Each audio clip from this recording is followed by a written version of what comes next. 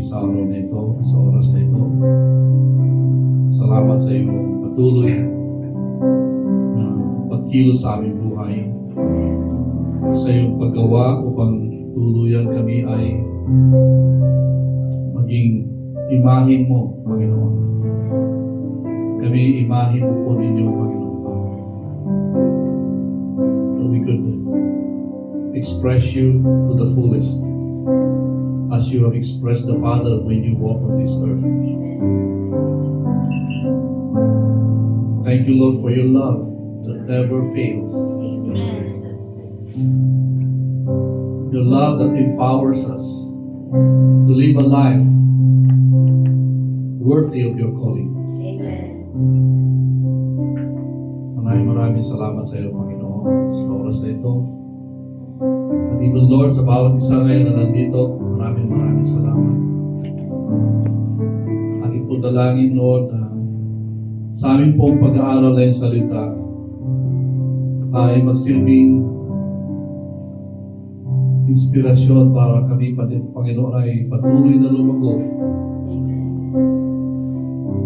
upang marating namin ang full stature na sinasabi po ninyo sa iyong salita. And this is the fullness of your life in us. Lord, maraming salamat at hindi ka nagsasawa na kami ay hubugin. Kami ay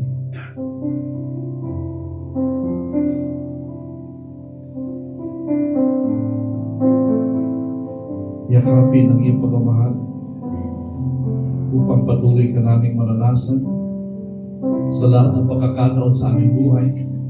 Ito man ay masaya, malungkot, tagumpay, hindi, ay nararanasan ka namin. That's why, Lord, we will always give thanks to your name. Hallelujah. Lord, hayaan mo, Lord, na sa iyong salita ngayon nawa ay magkaroon po ng linaw ang aming pong pananaw sa aming pong sarili, sa aming pong relationship sa iyo, Panginoon. At kayo na sa buhay namin, Panginoon. Maraming salamat, Lord. In Jesus' name. Amen. Thank you, Lord. Amen. Amen. Meron lang akong tatanungin sa inyo. Kayo ba ay nagpapatuloy sa pagbabasa? Amen. Parang hindi lahat kumama. Parang dito sa madaling tubig ako natubad na hindi ka kumama. Pag po natin minsan alam nyo, darating time na the whole year yan eh. But if you want to finish it earlier, it's the better. Di ba? So, meron panahon na tatamanin ka dahil maraming mga dumarating sa buhay. Yes. Amen? Pero huwag po ninyong bitawan. Amen. Amen? Don't give up. Amen. You build that momentum. Okay? So, ang ating pong pag-aaralan ngayon ay related po sa ating pong pinag-aaralan last time. It's about the fullness of God. Amen. At alam natin na yung bottom line po ng ating pamumuhay sa mundo ay yung po yung tinatrabaho ng Diyos. Di po ba? Although sinali na ni Lord yung buhay niya nung tinanggap natin siya, ang Spirit ng Diyos ay nakatira na sa atin, sa ating Spirito. Buong buo, walang bawas, walang kulang, walang labis. Amen? Sakto lang, pero kompleto. Amen. Amen. Pero ang ginagawa ni Lord ay pinapalabas yun sa buhay natin. Sa pamamagitan ng pangunawa ng ating kaisipan, ay naikikilos natin, nasasabi natin. At nagagamit natin sa pang-araw-araw ng pamumuhay sa ating pong mga relasyon. Amen. Sa ating pong pakikibaka sa spiritual. na giyera sa mundong ito. Because whether we like it or not, we are in constant battle spiritually. Amen. Because the enemy is not relenting. Ang kalaban ay hindi nagpapahinga. Amen. Ang kalaban ay laging gumagawa din sa ating buhay kung kaya niya. Amen. Amen. Kung kaya huwag tayong huminto. Huwag tayong magpahinga. Amen. Alam niyo, ang nagpapahinga, yung wala ng hininga. Amen. Amen. Yeah, amen. Habang ikaw ay may hininga, ay mayroon kang layunin sa buhay nito. Amen. Amen. Amen. Hallelujah. At yun po yung ating ginagawa. Tinatrabaho tayo, pero sumasabay tayo sa Diyos. Hindi tayo sumasalungat sa kagustuhan niya. Kasi po, pag sumalungat tayo, ay hindi humihinto or tawag dito, bumabagal. At hindi lang yan, baka umaatras. Yun po ang ating buhay sa Espiritu.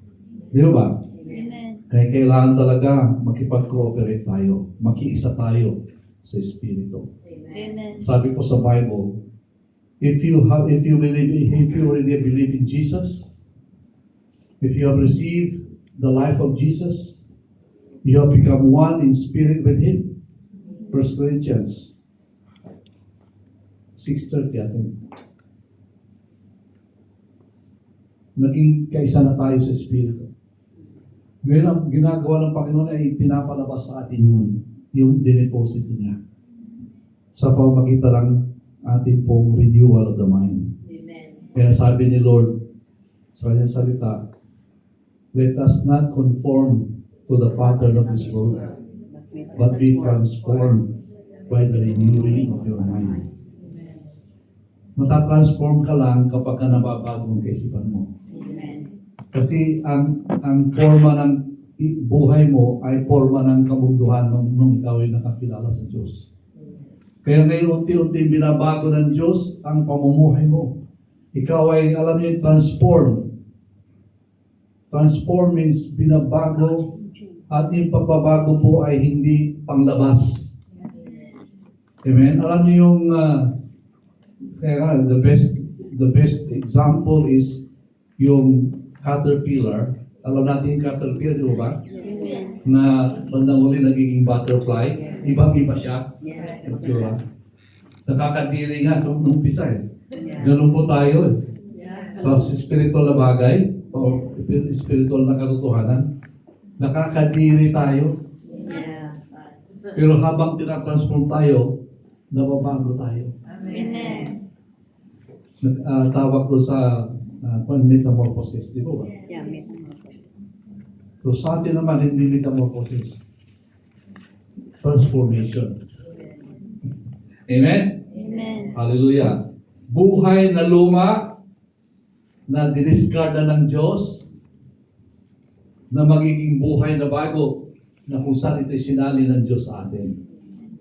At yun po yung goal ng Diyos na buong buo na yung sinali niyang buhay ay lalabas ng buong buo sa ating katauhan. Amen? Hindi na babago po yung itsura natin sa physical. Pero natatransform yung itsura natin sa spiritual. Amen? Pero malaking tulong po yun. Kasi nga yung physical natin ay nag-i-improve habang ikaw ay lumalago sa spirito. Amen. Nag-i-improve siya. Bakit? Hindi ka na na-stress. Amen. Diba? Dati, 10 yung linya mo sa noo. At habang ikaw ay natatransform, nababawasan yung linya. Amen. At kumikinis. Di ba ba? Amen. Hallelujah. Yung po ito to. Amen. Hallelujah. Amen. Amen. So yung pag-uusapan po natin ngayon is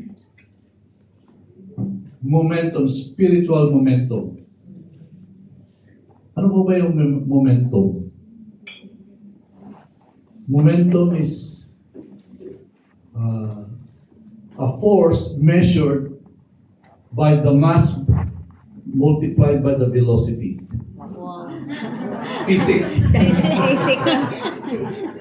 Physics. Di ba? Amen. Ibig sabihin, kung mabigat na bagay at mabilis ang galaw, ang lakas ng dating.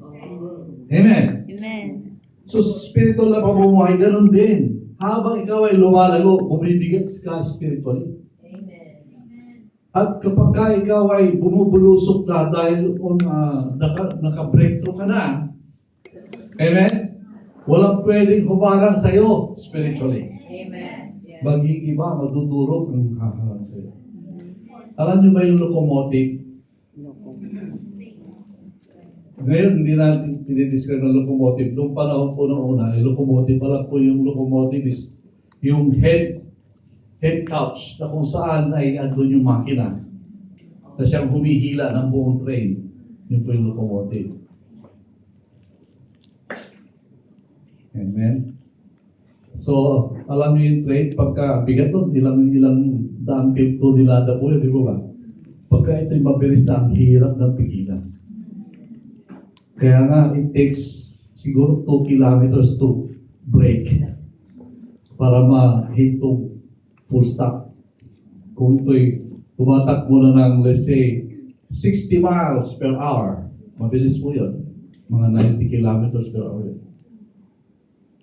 Para pahintuin mo siya full stop, hindi kaya ng brake na pahintuin ka agad.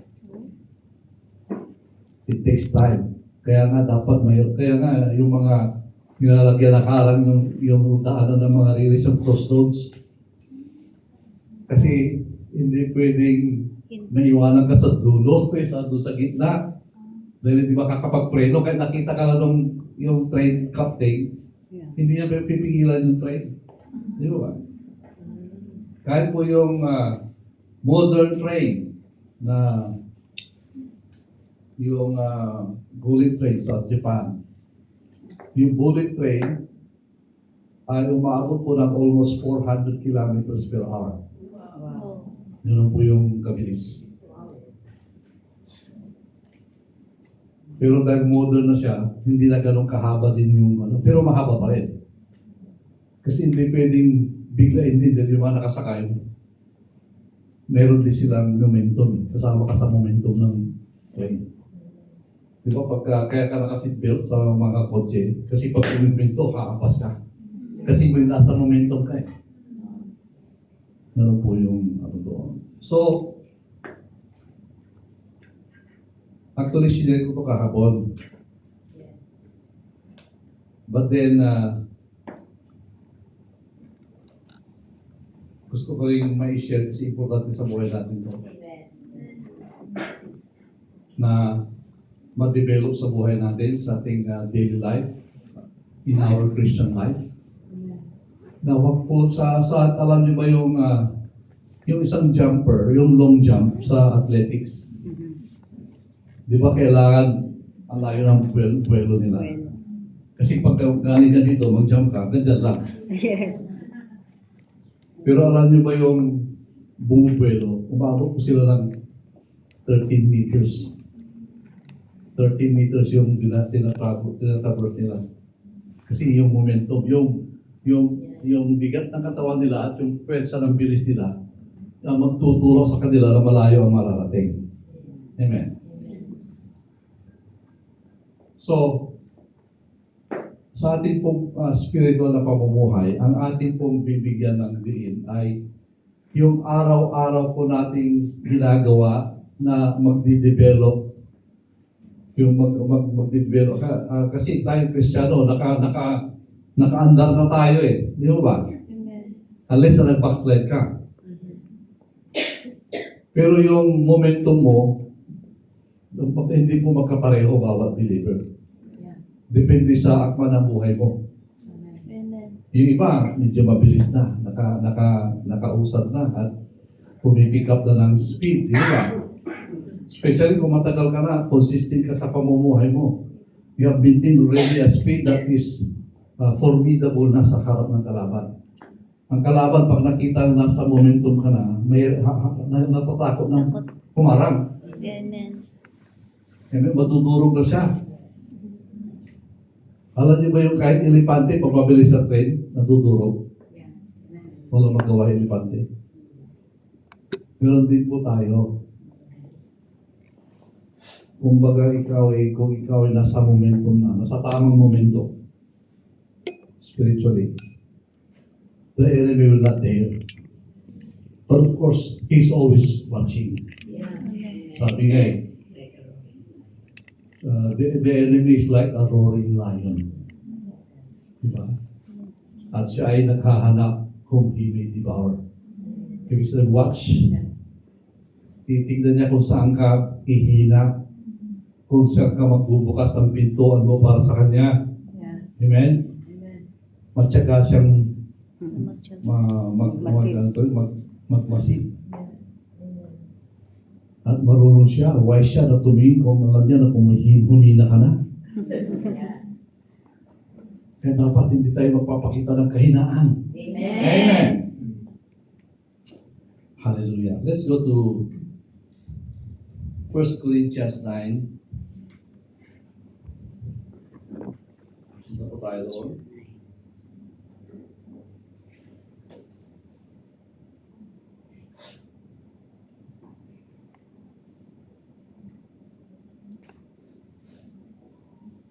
First Corinthians chapter 9 verses 24 to 27. Chapter 9.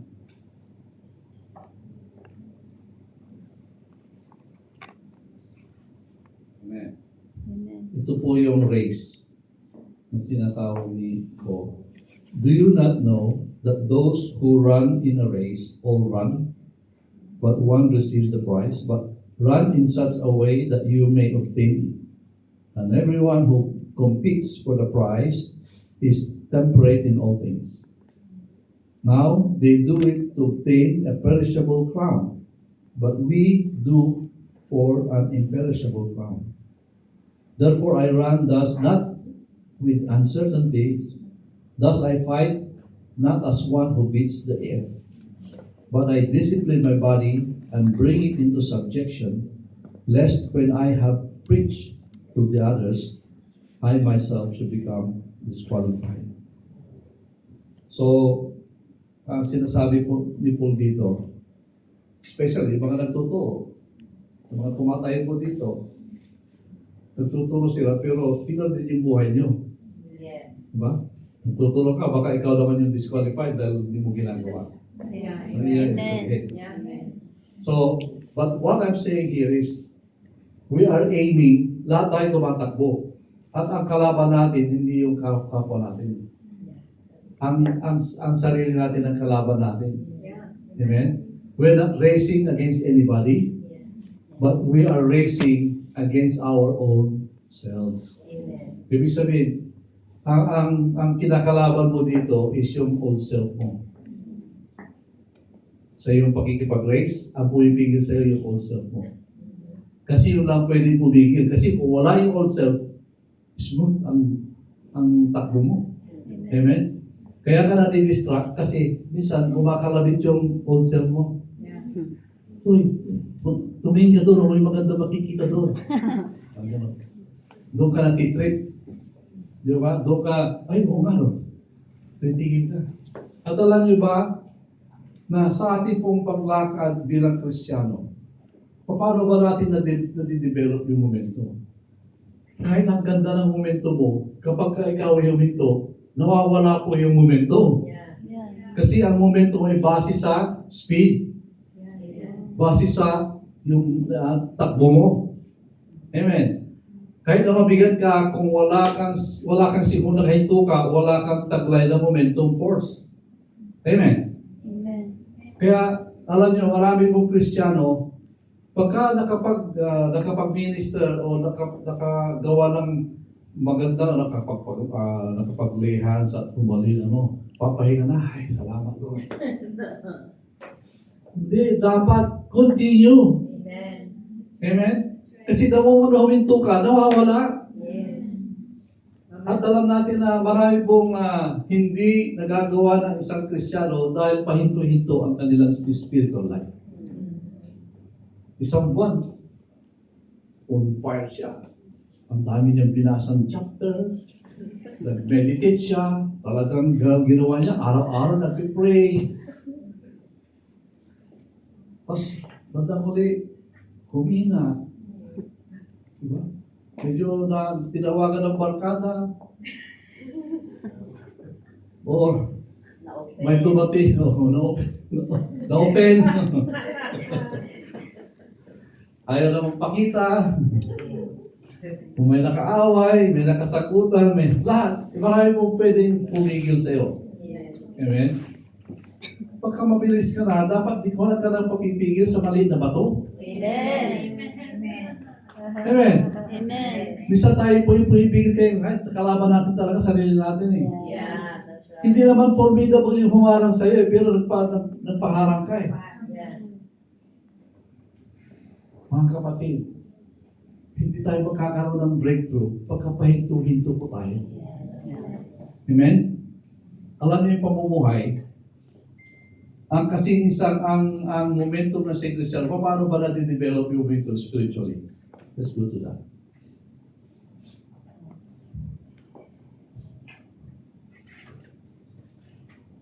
If you are not consistent with your walk in God, if you waver back and forth, if you stop and start and stop and start again, if you have no continuous motion, you will lose spiritual momentum. And you will never accomplish what you were called to do, or see the blessings and breakthroughs you were meant to see. Okay? So make it your aim to become all the more consistent, continuous, and unwavering in your walk, in your life, in your righteous life. Kailangan righteous po tayo in our righteousness. Amen? In our prayers, in our worship, in your joy, Amen. amen, in your love, in your holiness. So, lahat po ng bahagi ng ating buhay, especially sa ating po spiritual life, especially if you're a Christian, if you belong to a church, local church like this, so ikaw ay napaloob sa church life. Amen? At yung church life, pag ikaw ay sumabay, magkakadevelop ka ng momentum. Amen? So, huwag nating gamitin po yung pagiging bahagi ng iglesia na kung saan, dahil ikaw ay bahagi, okay na. At kung ikaw ay, alam mo, tinatawag ka ng hindi mo papansinin. Amen? O para bang kayo na lang, wala akong dyan, wala akong talent dyan, wala akong kakayanan dyan, kayo na lang. Gusto mo lang manood. Ang ating pumamumuhay bilang Kristiyano, pagka pinasok ka nilo sa church life, alam niyo yung church life, isang katawan nga eh. The church is the body of Christ. Ibig sabihin, kumikilos lahat yan. Hindi pwedeng kumikilos lang, tapos yung isang paa ayaw kumilos. Ay, di pilay. Di ba ba? Amen. Imagine kung yung ito hinlalaki sa iyong thumb. Pag hindi desisyon niya huwag gumalaw, makakahawak ba yung kamay? Hindi makakaganon kasi ito yung panghawak eh. Di ba? Amen. So, may problema ang katawan kapag hindi sumasabay lahat, hindi harmonious ang galaw. Pag ikaw ay bahagi, kasama ka sa kilos in unison with the body. Amen. At alam natin na ang body, mayroong direction na pinagdadala ng Panginoon. At umaandar po ito. Kaya huwag ka magpaiwal, huwag ka lang kagawin at ikaw yung hinihila, pabigat ka lang na gano'n. Di ba ba? Amen. Dapat kasama ka na gumagawa. Amen. Amen. Para sa gano'n, ang momento ng iglesia ay maayos. So, mayroon kang personal Christian life. Praise God at naging Kristiyano ka. Amen. But then, God puts you in a body. Amen. So, alam niyo ba na yung personal life mo as a Christian ay malaking bagay sa church life? Amen. Kasi you will drag the church. Sabi nga pagka ang isang membro ng isang iglesia ay nasabit sa isang kasalanang hindi maganda, you actually contribute to the defilement of the church. Yes, yes. Bringing the name of the church. Di ba? You affect the body. Yes. Amen. So mga kapatid, huwag niyong sabihin na ordinary member. Wala pong ordinary member. Amen. Amen. Amen. Lahat po tayo member, may kanya-kanyang tawag ang Diyos. Kaya special tayo lahat. Amen. Amen? Hindi tayo tawag dito. We are not discriminating. Amen. Say, the world look at positions. Yeah. Kasi hindi naman tayo nag-judge sa bawat sa atin eh. Amen? Sila na nag-judge. Ikaw ba'y tumutugon sa pagtawag niya? Kahit simple lang yung tinutugunan mo, dahil yun ang tinawag sa iyo ng Panginoon, God will judge you according to His calling. Amen. Amen. Alam niyo ba na pwedeng ang isang manggagawa sa isang maliit na ministry ay mas maayos pa sa tingin ng Diyos sa kanya kaysa isang preacher? Yes. Amen. Kung hindi namumuhay na maayos ang preacher. Yeah. Amen.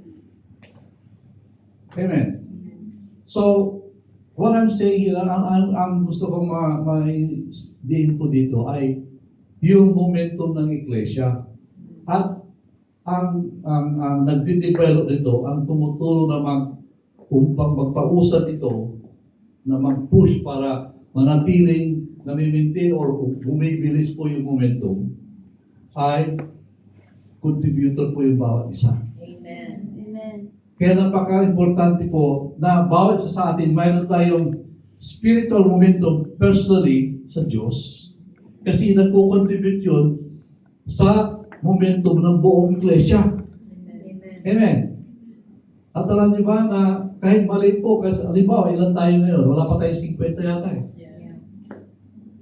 But if we are in unison according to the calling of God and develop that momentum, ay walang demonyong pwedeng humarang sa akin. Amen. So mangyayari po yung plano ng Panginoon. Amen. So we've been praying for a breakthrough. Yeah. Huwag natin hayaan na ang kalaban na nakakapag-breakthrough sa atin. Di ba ba? Amen. Let us make sure that we are in unison with the body in maintaining the momentum that God is working out now in the church. Hallelujah. Ano pa itsura po ng spiritual momentum? Ano pa itsura niya? Pag sinabi mo momentum ng iglesia, spiritual momentum, ano ba yung nasa isip mo? Amen. Ha? Well, pwede rin yun. Pag sinabi ko sa inyong lechon, ano nasa picture sa mga? Baboy. Masarap. Baboy na tinuhog na, yung mula-mula na yung balat, tapos tinutulog mantika, di ba? Crunchy na yung Alam mo na kaagad, nakita mo, may picture ka. Amen. Pero pag sinabi kong spiritual momento, anong tsura nakikita mo? Yan ang gusto kong. Kasi, depende po sa pagkakita natin, kasi yung pagkakita natin, doon sumusunod yung kilos natin. Yeah. Amen. Kaya kung tinatanong nyo, ano ba yung tawag dito? Yung normal na pananaw. Amen. Normal na pananaw. Pag sinabi mong baby, may meron kong picture. Yeah. Amen. Pag sinabi mong ang gandang wedding, meron ka ng picture kagad. Ibig sabihin, you have your own way of seeing things according sa experience mo, ang mga nakita mo, right? Yeah, amen. Pero pag sinabi kong spiritual momentum sa iglesia,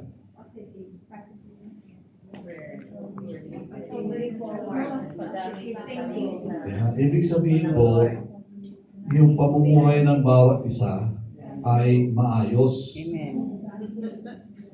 Yung righteous, ano ba yung righteousness? Tatwiran. Makatuwirang pamumuhay. Ibig sabihin, hindi ka nag-cheat. Ibig sabihin, pag righteous ka, at least puro yung puso mo. Amen. Amen. Yung kinikilos mo ay totoo sa puso mo. Amen. Oh, holiness, ganoon din po yun. Holiness means hindi ka gumagawa ng mga labag sa kagustuhan ng Diyos. That's holiness. You allow Jesus to live out from inside of you so that everything that you do, everything that you touch becomes holy.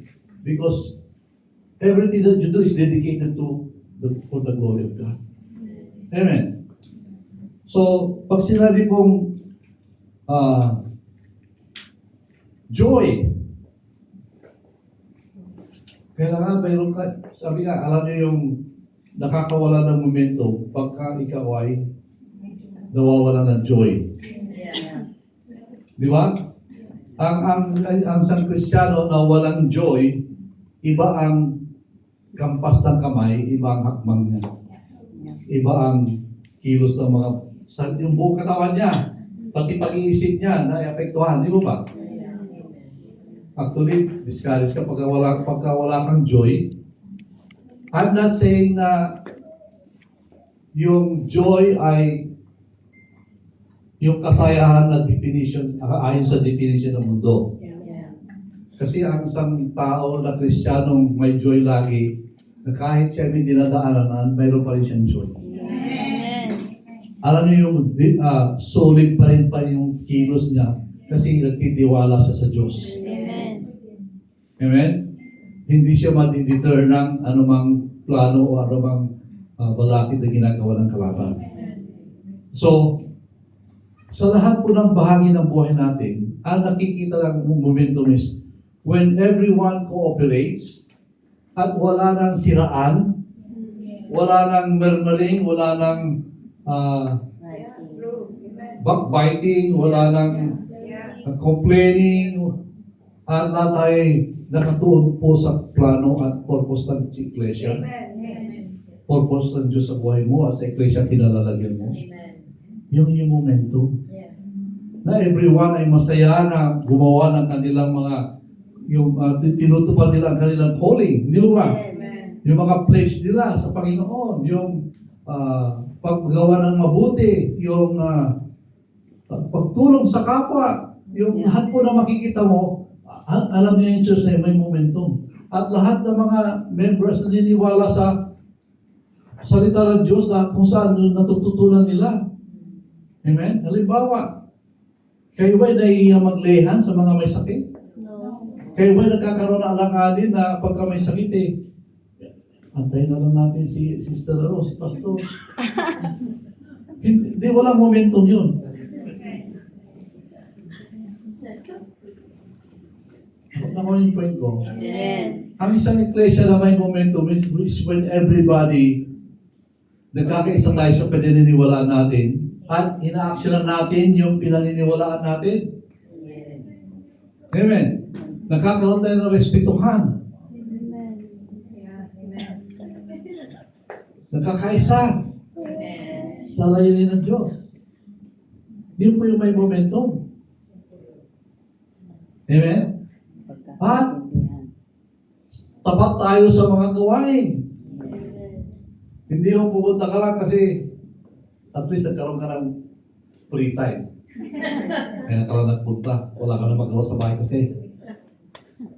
Hindi po ganun yun. Ibig sabihin, pinaprioritize mo ang ayon sa Panginoon. Amen. So, ibig sabihin, momentum yun.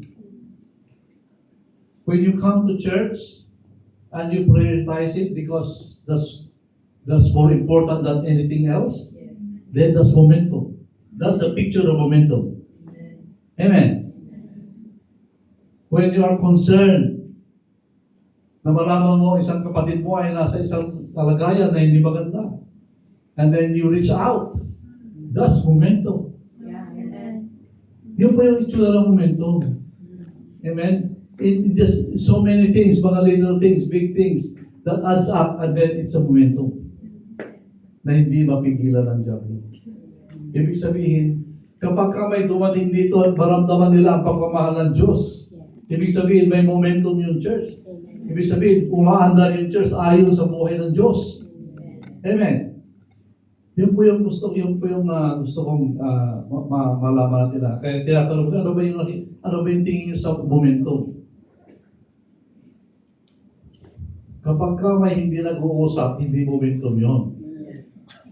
Kapag ka may hindi nagkakakitaan sa mata, hindi momentum yun, pumipigil yun. Actually, pumipigil na momentum yun. Amen. Amen? At yung magtatanong, bago magaling sa church, andiyan ba si Juan? Kasi Juan doon, hindi ko na pupunta. Hindi momentum yun.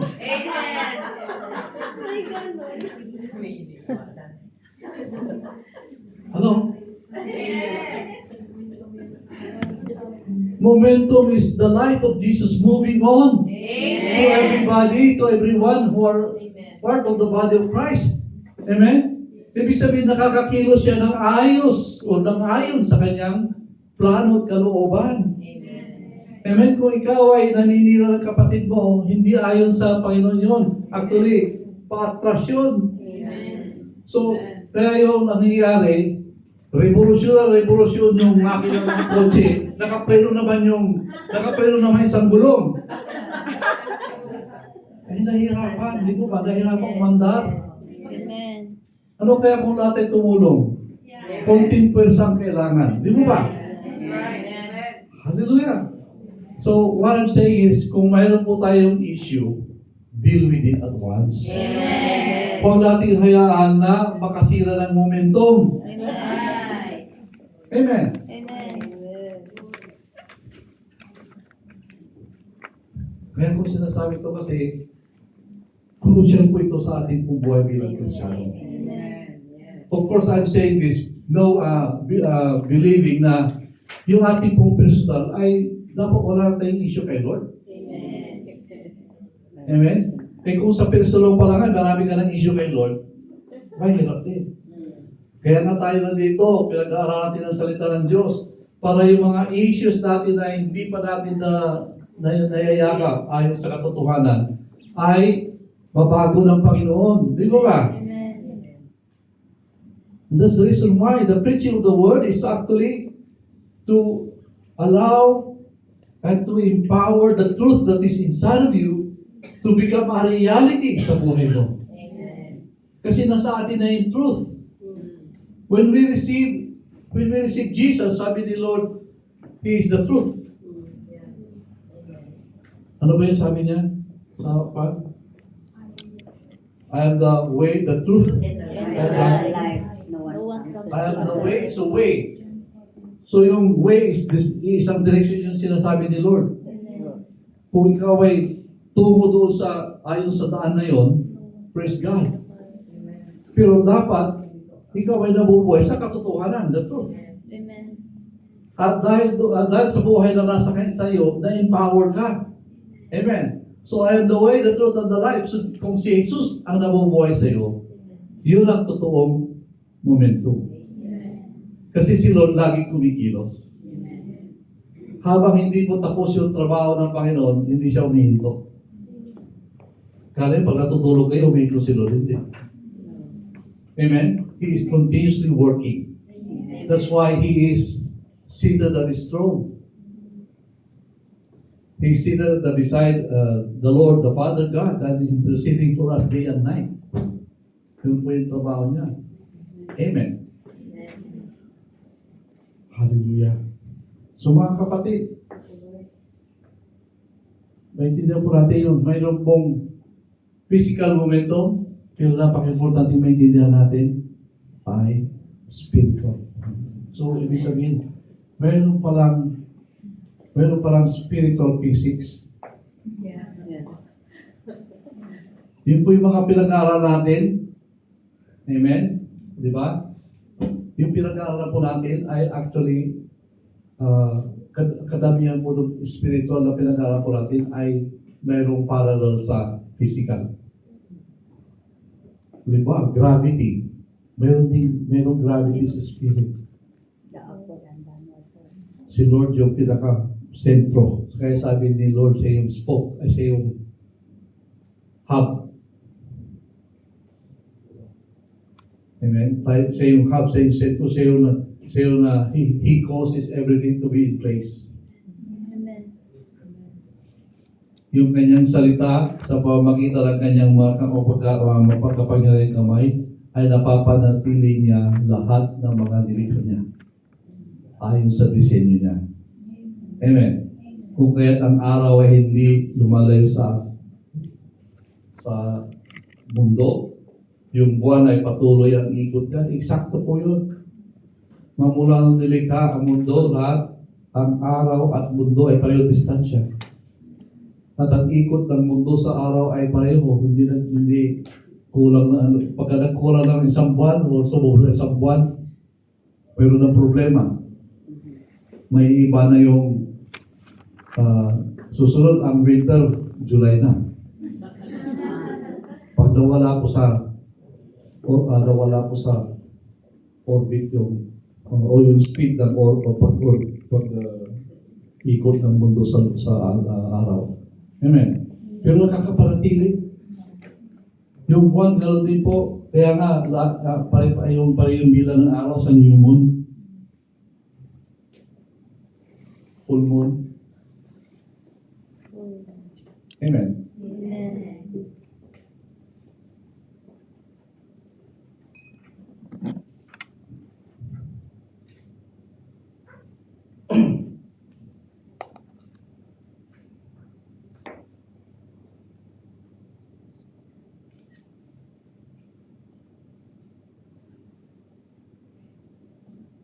So as we go as Christians and live according to the life of Jesus and obey Him, then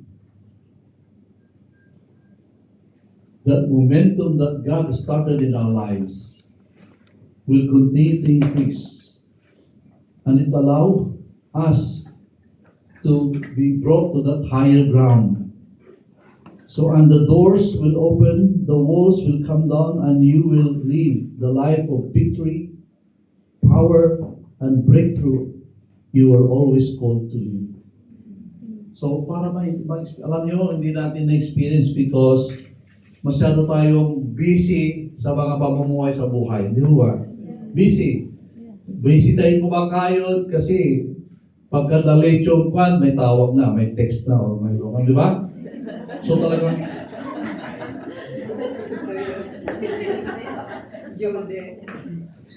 tapos pag may tawag sa wala sa oras, kinakabahan ka na. Kasi nadidistract ka. Pero alam niyo ba, distraction ng kalaban lang yun. Mayroong dating gawing problema yun. Kasi God will provide. Kasi you abide in the Lord, flow according to His flow, everything will be provided by God. Sabi ni Lord, sagot kita. Pag ikaw ay sumunod sa Kanya, sagot ka niya. Kailan pa ba pinabayaan ng Diyos ang Kanyang magagawa? Amen. Mga kapatid, kaya natitisang tayo, kaya nawawala tayo sa momentum lagi. Kaya yung buhay natin, urong sulong. Yung tawag nila, urong sulong. Amen? And the problem is, yung ating pag-urong, hindi natin namamalayan. Akala mo sumusulong ka, yung pala nakaurong ka na. Kasi bumulta ka, hindi mo alam, bumabalik ka na. Hindi ka naman nakira, hindi ka naman sa gano'n, ha? Hindi. Abante lang yung lakad mo, pero hindi mo alam na iba na yung direction mo. Totoo po yun. Kasi hindi naman natin intention talaga na bumaliktad eh. Yeah. Nalilin lang ka lang eh. True. Akala mo ito pa yung daan, hindi na pala. Kaya dapat conscious ka lagi kay Lord. Amen. Kasi nadidistract tayo sa binabato ng kalaban sa harap natin. Kaya yung momentum natin nawawala. Huwag nating hayaan na isang mga maliliit na bagay ay mapigilan ang momentum natin sa buhay natin kay Lord. Amen. Kagaya ni Pedro, nung siya lumakad sa naharang ba siya ng mga lalakas na alon? Hindi. Walang makapigil, di mo ba? Kasi nakapigil siya kay Lord. Amen. Pero nabali na siya problema, wala na, nilamon siya ng problema. So marami po sa atin ang nilalamon ng problema. Alam mo, ang ganda na ng buhay niya, praise God, nakakapag-gano na sa mga kumingin sa Panginoon. Pag may tuwa, sis, sandali lang, hindi mo na ako makakatina, hindi mo na ako ano ngayon kasi kailangan kong kumayod. Alam niyo, pagka ino na si Lord, mas less effort kayo kasi si Lord magpo-provide mismo. Amen. You haven't tried yet the Lord. Yeah. Meron akong nakilala, may problema ang kanyang anak. Ang lagi niyang sinasabi, at least, yung bang nakakausap din, praise God, pero ang paniniwala pa rin niya na hindi gagaling. Oh. Yung, basta pa rin dumating, yung gano'n, ibig sabihin, hindi yung faith. Yes. Amen? Mga kapatid, pagka pinila mo si Lord, dapat may positive, hindi yung dahil siguro dahil sa mga naging galit sa kanya, gano'n, oo, pero gano'n pa rin nakakapit pa rin doon sa problema. Oo. Mali yun. Sabi ni Lord, in this world, you will have troubles. Yeah. Hindi pinangako ni Lord na mawawala ng trouble sa buhay mo. Yeah. No. Mali po yun. Pero ang maganda, kung mayroon kang hinaharap na trouble, kasama mo si Lord. Amen. At kung kasama mo siya, makakatawid ka. Amen. Amen. Amen. Kagaya po ng sinabi ni Lord, let's go to the other side ng lake, yung parang sea, sabi nga nun, di ba? Kaya nung bumabagyo na, takot na yung mga kwan.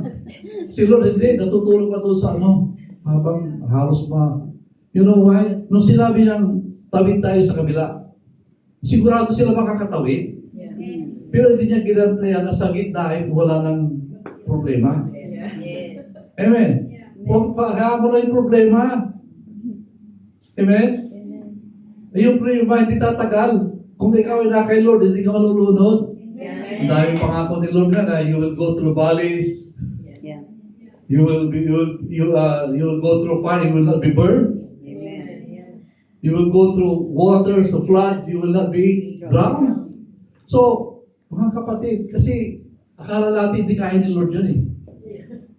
Akala natin hindi tayo kaya iyahon ni Lord. Yun ang problema, kaya tayo yung Lord sa dalawa. Hindi ko sigurado kung nililis ko ako. Kaya ako muna ang gagawa. Tabi ka muna, Lord. Parang gano'n tayo eh.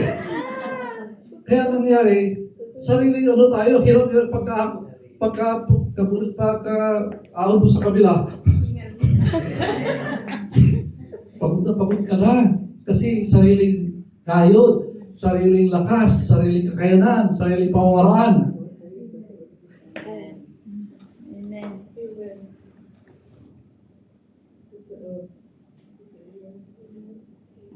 Huwag na kong tingnan na ganyan. Ito, i-relay ko lang yung sinasabi niyo. Hindi mismo galing sa akin. Okay? Amen. Amen. Ito galing sa akin.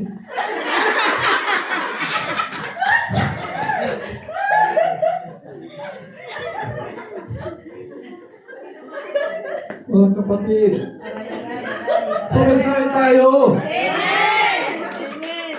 Kaya niyo yan. Kay Lord. Amen. Kasi yung buhay natin may momentum na. Di ba, nag-ating ka lagi ng church, nagbabasa ka ng Bible, nagpipray ka, sumasama ka sa mga gawaing makalangit, at tawag nila. May momentum ka na. Amen. Huwag ka nang bibitaw. Amen. Pag may yung magyaya sa'yo, huwag kang paharang. Amen. Yes. Amen. Amen. Mga kapatid, totoo po ito. Amen. That's right. This is the right formula. Amen. to gain and maintain the momentum. At hindi lang yan maintain, actually accelerate pa. Amen? Once we develop that habit and becomes your life, then nobody can put a block in your way. Yeah, amen. Totoo po yun. Why not try him? Pag may dumating na problema, tawanan nyo lang. Hindi na ibig sabihin pabayaan mo yung problema. No, I'm not saying that. Yeah. Then, I'm not capable of preaching if I'm saying that. Yeah. Ibig sabihin, harapin natin ang problema, pero huwag tayong patadaig o huwag tayong patatalo. Amen. Tumingin ka lang kay Lord, umasa ka kay Lord. Amen. Amen. Amen. Alam nyo, doon mo lang mararanasan ang miracle ni Lord. Amen. Totoo po yun, ako di ko na mabilang ang mga miracles, ang mga bagay na ginawa ng Diyos sa akin. Amen. Totoo po yun, parang akala mo wala nang pag-asa. Pero praise God, if you cling onto your faith, pagka ikaw ay kumakapit sa Kanya na may pananampalataya, never na ikaw ay bibitawan ni Lord. Amen. Amen. And I tell you, once tuwid ka, para ka nakaangat, parang bigla kang aangat yung ano mo, yung pananampalataya mo. And then, may darating, mas mataas na pagsubok. Basta kapit ka lang, Amen. magpapalakas sa yung pananampalataya. Amen. Actually, makaka-encourage ka pa sa marami nakakilala sa'yo. Magiging template ka ng victory. Amen. Amen. Amen. Totoo po ito. This is a tested solution. Amen. Thank you. 100% Yes. proof. Amen. Amen. Kaya kung sinasabi, try the Lord. Amen. Pag may dumating na problema, kapatid, huwag kang sumimangon. Okay? Ngumiti ka lang at idayal mo si Lord. Amen. Hallelujah! Diba? Alam niyo pagka kakausap ka, nakasimangon ka, alam na alam doon sa kausap na nakasimangon ka. Pero pagka nakangiti ka magsasalita, masaya ang dating doon. Amen. Hello? Amen. At hindi lang yan, alam niyo sinasabi, totoo po ito. The moment na ngumiti ka sa gitna ng problema, binuksan mo ng pintuan para sa solusyon na darating. Amen. Totoo po yun. Amen? Kasi magkakaroon ng maluluwag ng pag-iisip mo. Yes. Amen. Amen? Luluwag ng pag-iisip mo at aandar na yung formula na idadawnload ni Lord sa iyo. Amen. Amen? Totoo po yun. At hindi lang yan, pag kumiti ka na, nawawala na bumabagal na yung stress hormones mo. Hanggang sa mawala na. Then you feel better about it. Alam niyo, pagka giniti mo, gumagaan ang problema. Gumagaan. Ngiti ka lang.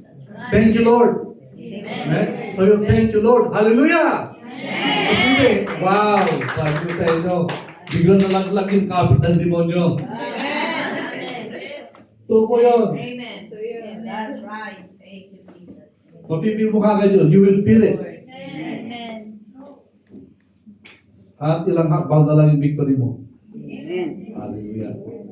Amen? Amen. Hallelujah. Salamat naman, nakangiti na kayo. Kanina. Seryoso. Let's go to the last lang. Philippians 3. Philippians. Philippians chapter 3, verses 13 to 14. Brethren, I do not count myself to have apprehended. But one thing I do, forgetting those things which are behind, and reaching forward to those things which are ahead. Amen. So sabi po ni Paul, hindi ko sinasabing nakarating na ako o alam ko na lahat. Pero ang importante, huwag na tayo sabi niya, kalimutan na natin yung mga nakaraan. Amen. Kalimutan, ibig sabihin, huwag natin hayaan yung mga bad experience natin na pwedeng hawakan kapag pipigilan. Amen. Pero let's reach out towards. Amen. Reach out towards sa mga pangako ng Panginoon. Amen. And you will overcome. Amen. Amen. Si Paul, bakit yan sinabi? Experience niya po yun. Amen. That's why, sinasabi niya. Kaya sabi ni Paul, sundin niyo ako. Lahat ng sinabi ko, sundin niyo. Kagaya ng pagsunod ko kay Kristo. Amen. Amen. Sigurado siya. Kasi 100% foolproof. Amen? Yun kanyang solusyon. That's the word of God. Thank you, Lord. Are you blessed? Amen. Hindi ba napakaganda na nakikita natin yung malinaw? Ito yung momento na tinatawag ko. Amen? Amen. When everyone, pag tinatawanan mo lang problema, hindi kakapit ang problema. Amen. Pero pagka nakikipag-empathize ka, ay, gano'n. Sige, kumapit ka lang. Sama ka sa akin. Hindi po gano'n. Amen. Amen. Yun ang template ng momento. Pag nasa momentum ka na, ibig sabihin, tinatawanan mo na lang yan. Yes. Pero hindi mo iniiwanan, hindi ka lumilingon, nakatingin ka lang kay Lord lagi. Amen. Yan ang importante. Amen. Amen. Thank you, Lord Jesus. Hallelujah. So, I encourage you again, huwag po natin kaligtaan yung pagbabasa. Amen. Amen. You will thank the Lord after this. Nababasa niyo lahat. Gusto niyo ulitin ulit. Let's pray. Ama, maraming salamat po muli sa pagkakataong ito, sa oras po ito. Salamat po sa inyong salita. At hayaan po ninyo, Lord, na lahat po ng mga pinlano nyo, yung purpose po nyo sa buhay namin ay magkaroon ng katuparan. Bawat hakbang na aming tinatahak, Panginoon, ay tulungan nyo kami na ito ay laging tungo sa daan na yung ginawa para sa amin. At Lord, hayaan po ninyo na kung saan kami naging bahagi sa iglesia na pinaglagyan nyo sa amin, Panginoon, ay makasama kami sa pag-usad, pagkilos po nyo sa buong iglesia. At maging, Lord, contributor kami ng momentum na yung kinikreate sa bawat buhay sa buong iglesia, Panginoon. We just give you thanks, Lord, for everything. For truly, Lord, you are our God, the Almighty God, who fills all and in all. In Jesus' name, Amen.